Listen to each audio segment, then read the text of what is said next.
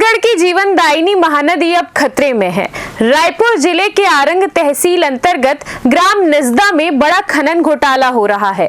फर्शी पत्थर की अवैध खदानें सिर्फ नियमों की धज्जियां ही नहीं उड़ा रही हैं, बल्कि करोड़ों के राजस्व की चोरी, पर्यावरण का विनाश और ग्रामीणों का उत्पीड़न भी कर रही हैं, जिसे लेकर ग्रामीणों ने प्रेस वार्ता कर शासन प्रशासन तक आवाज उठाई है।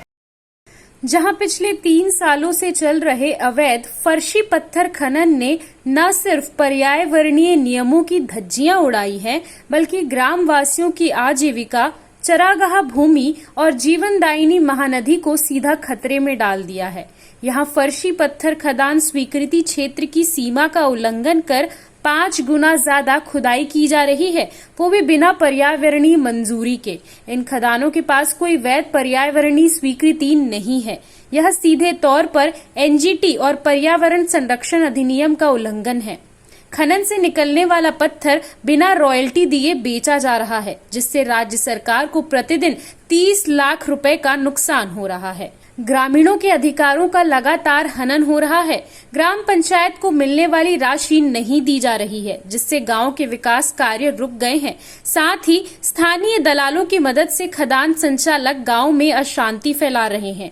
ग्रामीणों का आरोप है कि बिना अनुमति मिट्टी की खुदाई और बिक्री हो रही है। खनन के नाम पर मिट्टी निकालकर उसे भारतमाला परियोजना की सड़कों में बेचा जा रहा है, वो भी बिना किसी वैध अनुमति के, जिसे लेकर ग्रामीणों ने जिला प्रशासन से शिकायत के साथ साथ प्रेस वार्ता रख अपनी सारी बातों को साझा किया है। मामला ये है कि जो खदान माफिया है वो जितने भी वेस्टेज है उन वेस्टेज को पूरा महानदी में डाला जा रहा है, क्योंकि हम लोग महानदी जितने भी नदी उनको माँ बोलते हैं, उनको पूरा वहाँ से पटिंग कर रहा है, जिससे वहाँ की स्वरूप बिगड़ रहा है। और स्वरूप बिगड़ेगा तो उनका धार बदलेगा या बाढ़ रुकावट होगा तो गांवों को नुकसान तो होगा ही होगा। इसमें पूरा गांव क्षति होगा, गांव डूबेगा, फसल डूबेगा, नुकसान होगा। तो ये सब कार्य बहुत चल रहा है और ये दोनों तरफ से, चाहे रायपुर से हो चाहे महासमुंद, दोनों जिला से जो खदान वाले हैं वो किए हैं।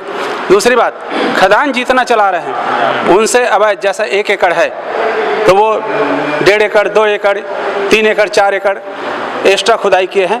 और ये सब माइनिंग विभाग वालों के संरक्षण में चल रहा है।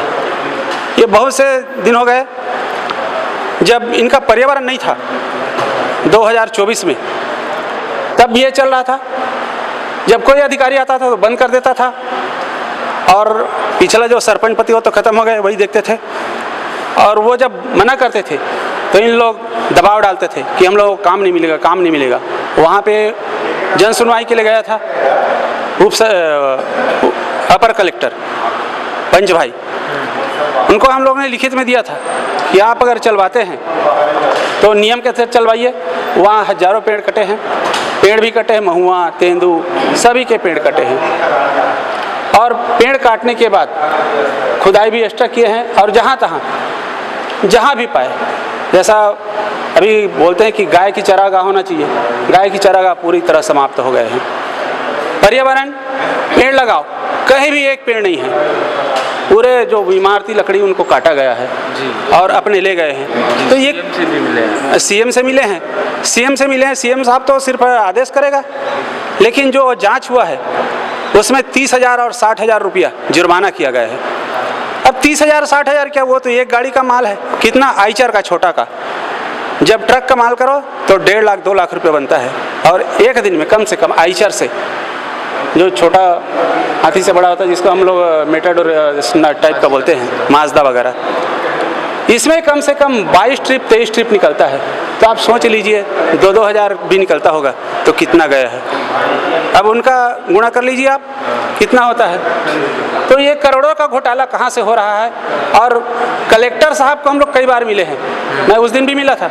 ये बोलते हैं हम कार्यवाही करेंगे या देखेंगे, या आप बोलते हैं तो आपसे करने से हो जाएगा। मैं बोलता सर निराकरण आप करेंगे, लेकिन क्यों नहीं हो रहा है। इस घोटाले में किसका हाथ है, क्या है, ये अब मेरे को समझ में नहीं आता। CCN शार्क न्यूज के लिए ब्यूरो रिपोर्ट।